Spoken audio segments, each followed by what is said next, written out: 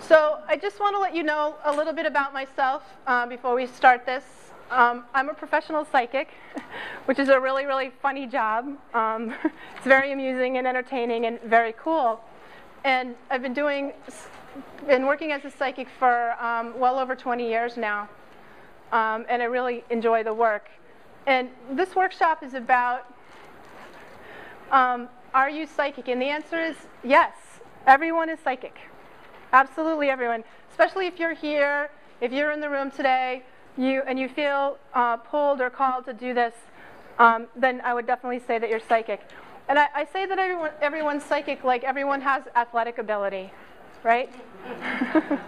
So we all have some athletic ability. Sometimes, you might have the genes, the DNA, you might have the life purpose to be an Olympic athlete.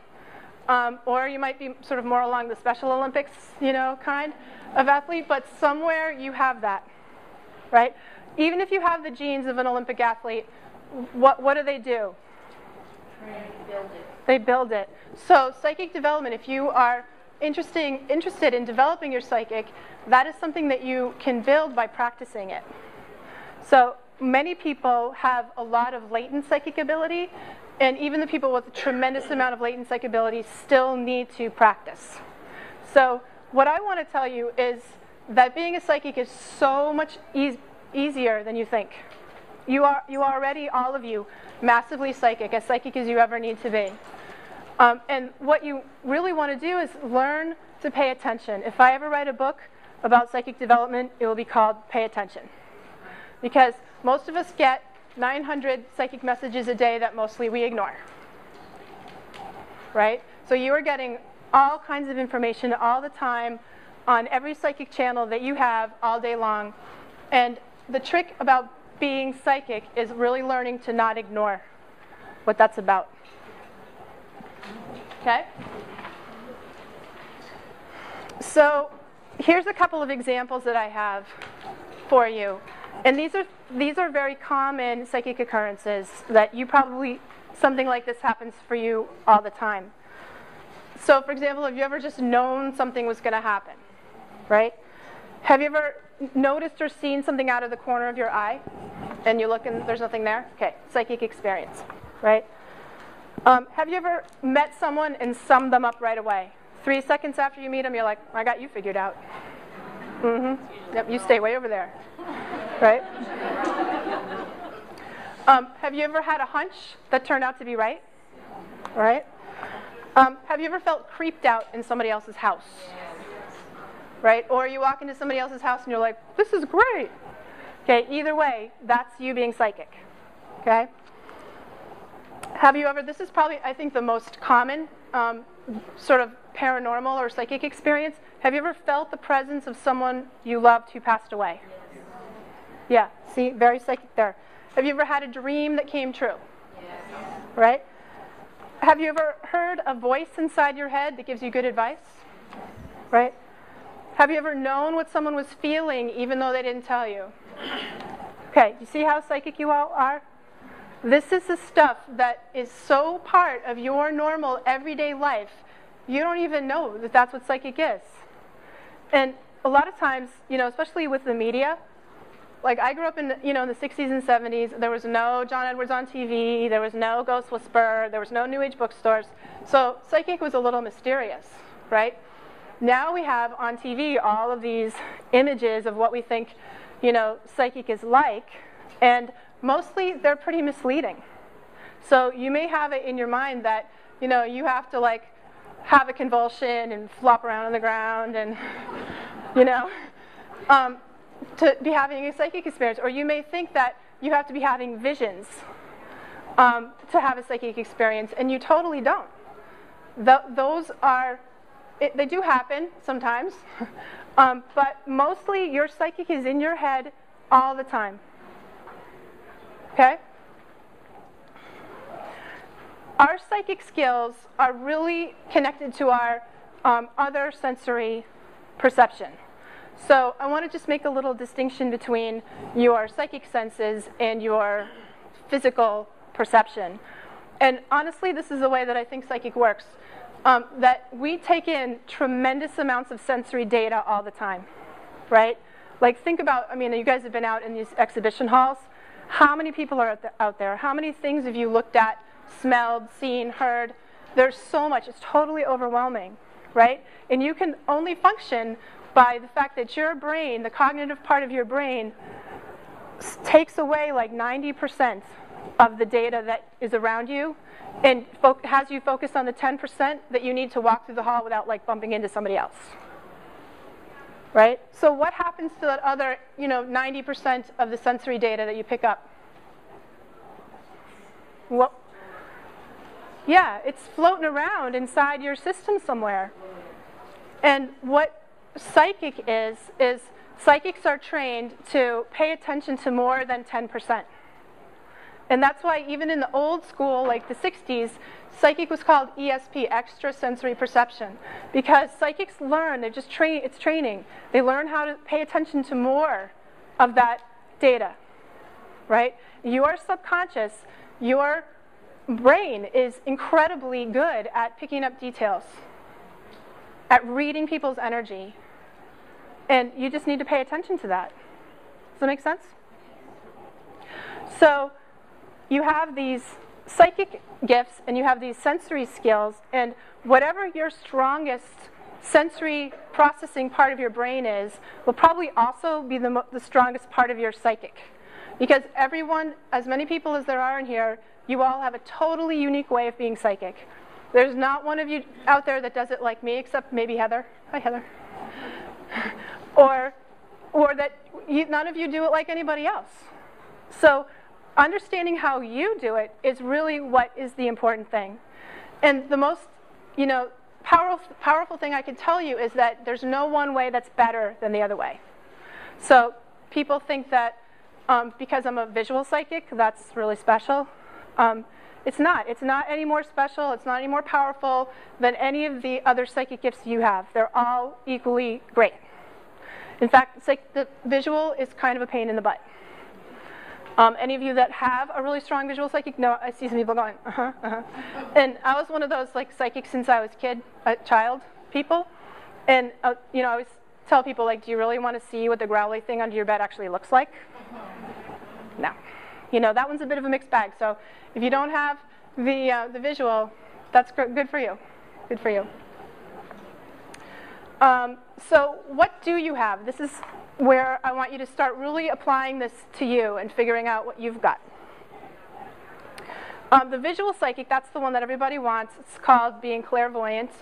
That's the one that I'm telling you is a little bit of, a pain.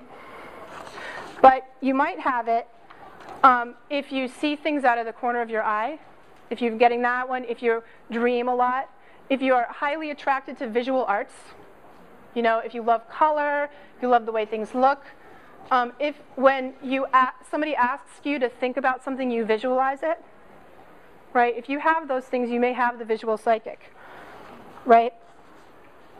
One of the most common visual psychic experiences, if you've ever, and it may be happening to you right now, if you've ever been in a lecture or a workshop or in church or in a school, watching the person who's speaking, and you'll see like a little outline of light.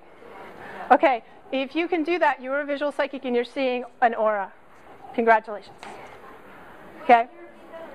If you see that little line of light around somebody who's talking, like your teacher in school, that's you seeing an energy field. You're seeing somebody's aura. One of the best ways to see psychically is to close your eyes, because then your psychic information, the visual psychic, is not competing with the stimulation that your actual eyes are taking in.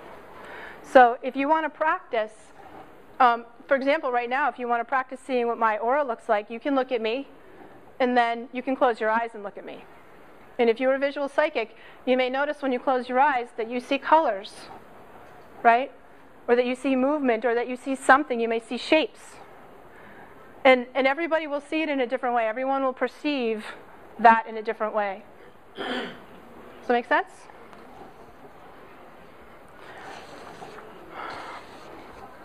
One of the other ones that's actually, I think, more common is the auditory. That's called clairaudience, and that is the ability to hear things psychically. And this is a really fun one. I love this one. This is when you're standing in the supermarket and a little voice pops inside your head and says, "Get milk because you're out at home." Who do you think that is? That's talking to you. Yeah, it's some aspect of something that's a little bit wiser and more informed about what's going on than you are. And your spirit guides, your guidance, whatever you want to call it, is really in your life in a very day-to-day kind of way. They'll tell you things like you could be driving on the highway and that voice will pop in your head that says, "Don't take the highway. Take the back roads. There's a 2-mile backup. You're going to be late if you go that way." And you know what happens if you don't listen to that voice, right? You got to listen to that one. And sometimes it's the voice of common sense, like don't get in the car with the 5 drunk guys.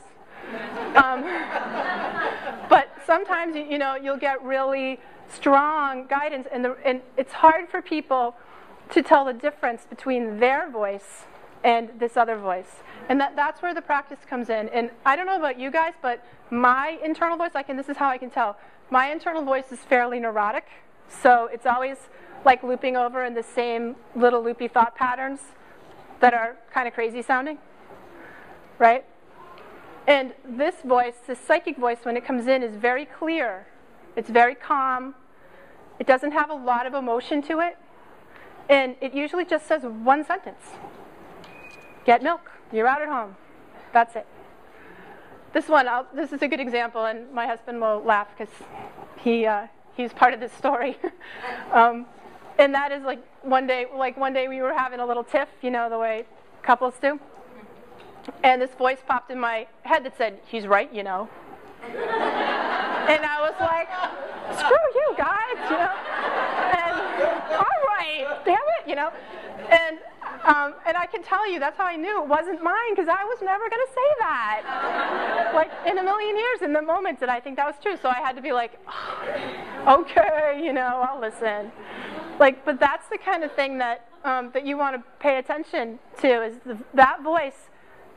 My voice would have said, "No, I'm right." So who thinks they have that auditory? Yeah. That's pretty common. That's a really good one. Also, if you have the auditory, you may find that you're very drawn to music, and you may also find you're very sensitive to noise. You can't stand a lot of noise. Can't listen to more than 3 things at once. My kids are talking in the car and the radio's on. That's too much. If they're going to talk, I got to turn the radio off. Yep. The gas station, they got music going. Yep. Right. That's true. And we're getting noisier and noisier in a world. It's very hard to find silence. So if you have the auditory, you may crave silence, right? One of the most interesting and powerful, I think, psychic gifts that goes with the senses is the psychic gift of smell. And many people have that one, particularly when it's related to people that have passed away and the presence of your spirit guides. And I believe that to be because our sense of smell is the one that's most closely linked to our memory. So when we smell things, our memory kicks in. I can always tell when my grandmother's around me as a spirit because I smell the inside of her purse, which smells like, I don't know, gum and lavender and money. And it's this really particular smell that nothing else smells like that except my grandmother. So whenever I smell that, I know she's around, right? So you may notice that that you smell something. This happens a lot in sort of hauntings, or people that are being are really sort of have spirits that are trying to attract their attention. You may notice you smell tobacco, or perfume, cologne. Those things that would evoke a memory of who it is are very real. So notice if you've got that one. Who has that one? Who's ever smelled something like that? Yeah, see, it's pretty cool. Okay, so one of the really, really most common, and if you're very lucky if you have this one, is the one that we call the kinesthetic, and that is the in the body. That's where your body feels sensations that have to do with psychic information.